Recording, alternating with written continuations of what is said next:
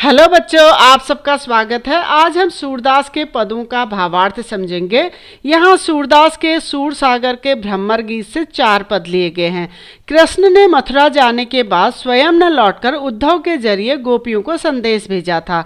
उद्धव ने निर्गुण ब्रह्म और योग का संदेश देकर गोपियों की विरह वेदना को शांत करने का प्रयास किया था। गोपियाँ ज्ञान मार्ग के बजाय प्रेम मार्ग को पसंद करती थी। इसी कारण उन्हें उद्धव का ये संदेश बिल्कुल पसंद नहीं आया और उद्धव पर वे व्यंग बाण कसने लगी। चलिए बढ़ते हैं अपने पहले पद की तरफ। पहले पद की जो पंक्तियां हैं वह व्यंग्यात्मक है, जिसमें गोपियां श्री कृष्ण के परम सखा उद्धव से अपने मन की व्यथा को व्यंग रूप में कह रही हैं। गोपियां उद्धव पर व्यंग करते हुए कह रही हैं कि हे उद्धव, तुम बड़े ही भाग्यशाली हो, क्योंकि तुम कृष्ण के इतने निकट रहते हुए भी उनके प्रेम बंधन में नहीं बंधे हो।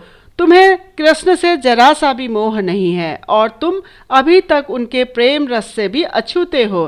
अगर तुम कभी कृष्ण के स्नेह के धागे में बंधे होते तो तुम हमारी विरह वेदना की अनुभूति अवश्य कर पाते।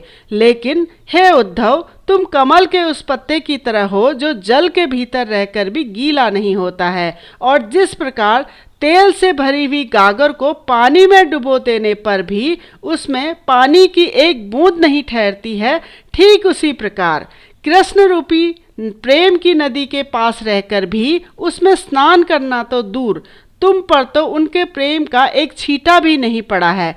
तुमने कभी भी कृष्ण रूपी प्रेम की नदी में अपने पैर तक नहीं डुबाए हैं और न ही कभी उनके रूप सौंदर्य का दर्शन किया है। इसीलिए हे उद्धव, तुम विद्वान हो जो कृष्ण के प्रेम में नहीं बंधे हो, लेकिन हम गोपियां तो बहुत भोली भाली हैं। हम तो कृष्ण के प्रेम में कुछ इस तरह से बंध गई हैं जैसे गुड़ में चींटियां चिपक जाती हैं। चलिए बढ़ते हैं अपने दूसरे पद की तरफ।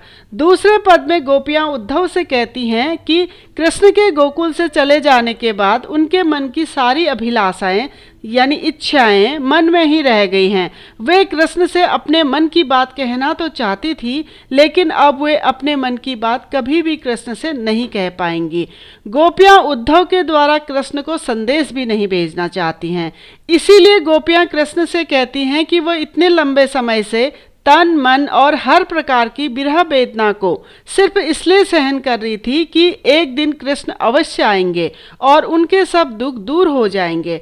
परंतु श्री कृष्ण ने हमारे लिए यह योग संदेश भेजकर हमें और दुखी कर दिया है। हम विरह की अग्नि में और ज्यादा जलने लगी हैं।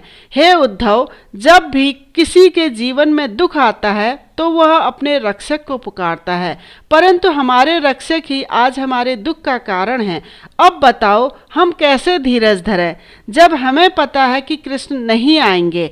आज हमारी एकमात्र आशा भी टूट गई है। वैसे प्रेम की मर्यादा तो यह कहती है कि प्रेम के बदले प्रेम ही दिया जाए, परंतु श्री कृष्ण ने हमारे साथ छल किया है, हमें धोखा दिया है। चलिए बढ़ते हैं अपने तीसरे पद की तरफ। उपरोक्त पंक्तियों में गोपियां उद्धव से कहती हैं कि हे उद्धव, जिस प्रकार हारिल पक्षी अपने पंजों से लकड़ी को मजबूती के साथ पकड़े रहता है, लकड़ी को ही अपने जीवन का आधार समझकर उसको कभी गिरने नहीं देता है, ठीक उसी प्रकार कृष्ण भी हम गोपियों के जीने का आधार हैं। हमने अपने मन, कर्म और वचन से नंद बाबा के पुत्र श्री कृष्ण को ही अपने जीने का आधार माना है। हमारा रोम रोम सोते जागते दिन रात स्वप्न में भी कृष्ण का नाम ही जपता रहता है। इसीलिए गोपियों को उद्धव का योग संदेश किसी कड़वी ककड़ी के समान लगता है। गोपियां आगे कहती हैं कि हे उद्धव, हमें तो कृष्ण के प्रेम का रोग लग चुका है। अब हमें तुम्हारे इस योग संदेश का रोग नहीं लग सकता है। हमने ना कभी इसके बारे में सुना है, न जाना है और ना ही कभी इसको देखा है। इसीलिए हे उद्धव, तुम जो ये योग संदेश लेकर आए हो वह जाकर किसी और को सुनाओ, जिसे कृष्ण के प्रेम का रोग ना लगा हो और जिसका मन चंचल हो। हमें तो कृष्ण के प्रेम का रोग लग चुका है और हमारा मन कृष्ण के चरणों में स्थिर हो चुका है। इसीलिए अब इस योग संदेश का हम पर कोई असर नहीं होने वाला है। चलिए बढ़ते हैं अपने अंतिम पद की तरफ। उपरोक्त पंक्तियों में गोपियां कहती हैं कि उद्धव तो पहले से ही बहुत चालाक थे। अब कृष्ण द्वारा उनको राजनीति का पाठ पढ़ाने से वे और भी चालाक हो गए हैं और छल कपट के माध्यम से बड़ी चतुराई के साथ हमें कृष्ण का योग संदेश दे रहे हैं।